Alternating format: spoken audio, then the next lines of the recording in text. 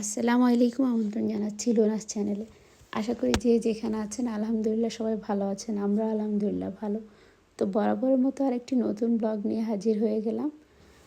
আসলে আজকে অনেক দিন হয়ে গেল আমরা আমাদের এই ভিনদেশে।